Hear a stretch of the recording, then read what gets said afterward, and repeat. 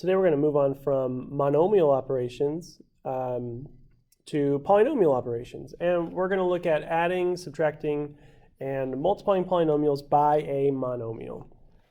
So first let's talk a little bit about what a polynomial is. So a polynomial, and think of that prefix poly, which means many, can be a monomial or a sum of monomials. And we use sum here, but there can be subtraction as well, but a subtraction is just adding a negative, so we can use sum to refer to any of these operations.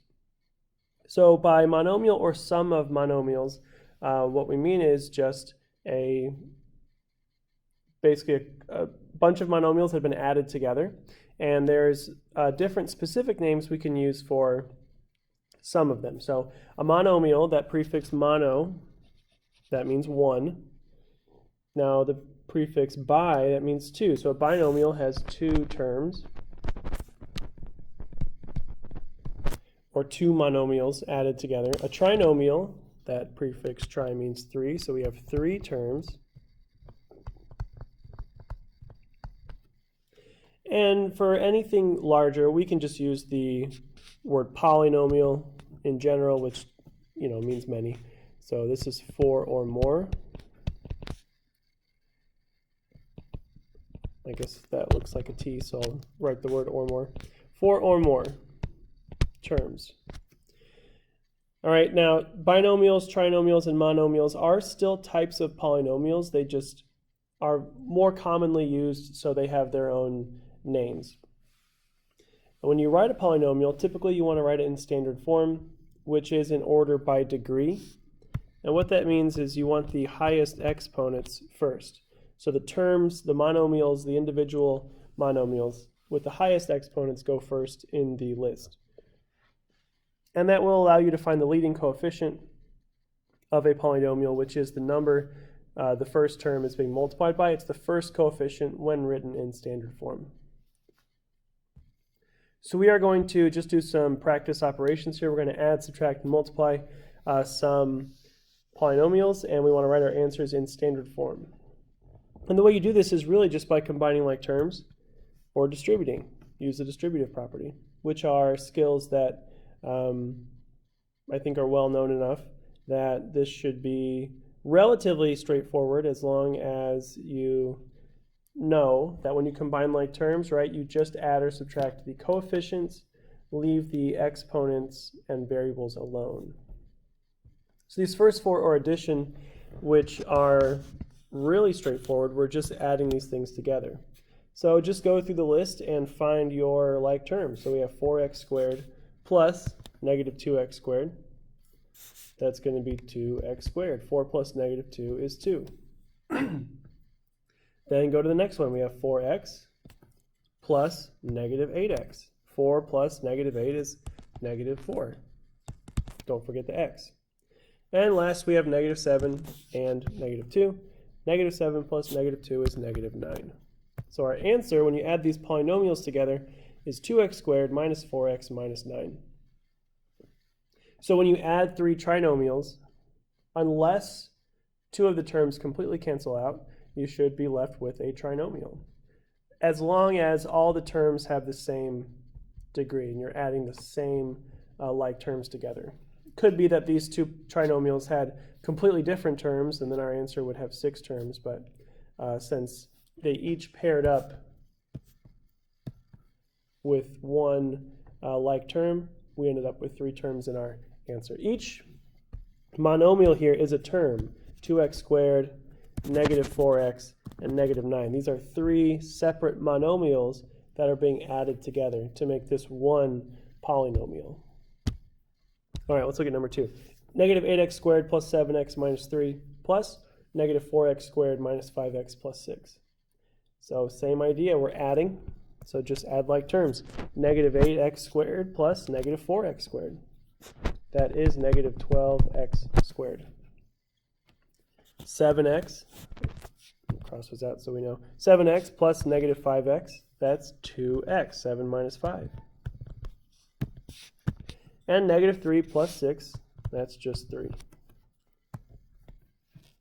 So it really is, especially when we're just adding, it really is just combining like terms. These obviously, these examples are set up this way for a reason, and they will get more complicated, but in general, this is it. All right, let's match up like terms. Negative 5x squared plus 2x squared. Negative 5 plus 2, that's negative 3, x squared. 3x plus negative 2x, that's 1x. So you can write 1x or just x. And then 9 plus negative 5, that is positive 4. There's your answer. And number 4, negative 6x squared plus 5x minus 4 plus negative x squared minus 3x plus 7.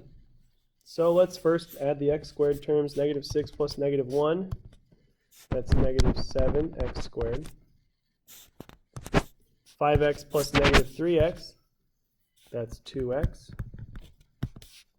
And negative 4 plus 7, that's 3. So there are 4 addition examples. Let's take a look at these subtraction examples. Now here's a tip. When you're subtracting polynomials, what I like to do is distribute the negative sign, and that will change the primary operation here to addition. And it's just easier mentally to think about adding 2 things rather than subtracting. So whenever I have a subtraction, I like to change it to addition, and then change the sign of every term inside, because that's what you get when you distribute the negative sign. You multiply everything by negative 1, and that will change our primary operation to addition and change the sign of everything inside. So now this first problem, which was kind of a tricky subtraction problem with all the minus negatives, minus negative 4x squared, minus negative 4x, minus negative 6, is now relatively easy with just plus. So 3x squared plus 4x squared is 7x squared. 6x plus 4x is 10x. And negative 2 plus 6 is 4. Of course, you could leave a subtraction and do 3x squared minus negative 4x squared. You still get 7, but just mentally, it's easier to do 3 plus 4 than 3 minus negative 4. It's a little simpler. Number 6 says 8x squared minus 6x minus 4 minus 3x squared minus 7x plus 5. I would change this to addition again. And you're going to see on all the subtraction problems, that's what I recommend doing. And then this is going to be a negative 3, a positive 7, and a negative 5. So changing the sign to addition changes all the signs in that following trinomial because we're distributing that negative 1. All right, 8x squared plus negative 3x squared, that is 5x squared. Just don't forget that you changed the sign, so don't accidentally add a positive 3, right? It's a negative 3. Negative 6x plus 7x, that's 1x.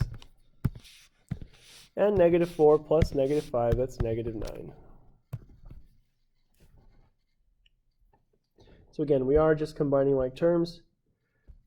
This, with subtraction, there's a little bit of distributing if you decide to change it to plus, which I definitely recommend. So let's distribute that negative sign. So we get positive 2x squared, positive 8x, and positive 2. So definitely recommend it when they're all negative like that. Much easier to add positives rather than subtract negatives. So 4x squared plus 2x squared is 6x squared. 4x plus 8x is 12x, right? Just adding the coefficients, leaving the variables alone. Negative 7 plus 2 is negative 5.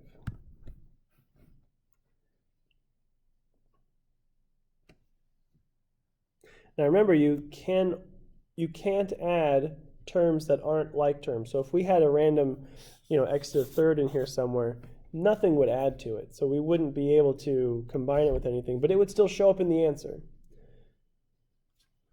All right, number 8. We have 5x squared minus x minus 1 minus 3x squared minus 7x plus 3. Again, I would change this. This is going to be a negative 3x squared, a positive 7x, and a negative 3. So 5x squared plus negative 3x squared is 2x squared. Negative x plus 7x is 6x, right? Negative 1x. Negative 1 plus negative 3 is negative 4. Okay, so there you have some pretty simple examples, but they do illustrate what's happening, right? You combine like terms when you're adding, and when you're subtracting, my recommendation, change it to addition so you can still just combine the like terms how they are written. You don't have to subtract and do all that. Now let's multiply polynomials by monomials. So here's what's happening. We are just distributing the monomial into the polynomial. So we're going to multiply that monomial by each thing inside. And just remember the rules for multiplying powers. Multiply the coefficients and add the exponents. So 3x times negative 2x squared is negative 6. 3 times negative 2, negative 6. And then add the exponents. 1 plus 2 is 3. So negative 6x cubed. 3x times negative 4x is negative 12. And then we have 2 x's, so x squared. 3x times 6 is 18x. Getting used to this process of multiplying polynomials together will definitely help in further units when we look at factoring. We'll get to that later. Let's distribute this 2n squared, even though it's written after the n squared plus 4n minus 6. We're still distributing that one monomial. So 2n squared times n squared. Well, there's no coefficient there, so 2 times 1 is 2. And then we have 2 and 2, so that's n to the 4th. 2n squared times 4n is 8n to the 3rd, right? 2 plus 1 for the exponent. And then 2n squared times negative 6 is negative 12n squared. Multiply the coefficients and add the exponents. This one, number 11, is kind of nice because it's just a 5. There's no variable, no exponent, so everything just gets multiplied by 5. So 5f to the 5th minus 10f to the 3rd plus 5f squared minus 5f. And notice again, these are already written in standard form, but our answer is definitely in standard form. The exponents decrease as we go through the answer, and that's what you want. Start with the highest degree, which is the highest exponent, and then move down. Number 12, we're going to distribute twice here, 3m and a negative m squared. So 3m times 5n is 15m squared.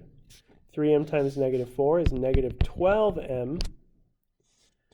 Now here, negative m squared times m is negative m to the 3rd. We have 2 plus 1 is 3. And then negative m squared times 3 is negative 3m squared. We do have to do a little bit of work here because not only is this not in standard form, we can combine some like terms. So how I like to do these is just move through and look for the highest exponent. That's right here. Our negative m to the 3rd is going to go first. And then we have two m squared terms. Watch out for that negative sign. Keep it with it. 15m squared plus negative or minus 3m squared is 12m squared. And then finally our negative 12m at the end. So there's our standard form, and with like terms combined, there's our final polynomial that we want. So add or subtract like terms, and when you're distributing the monomials, multiply the coefficients and add the exponents.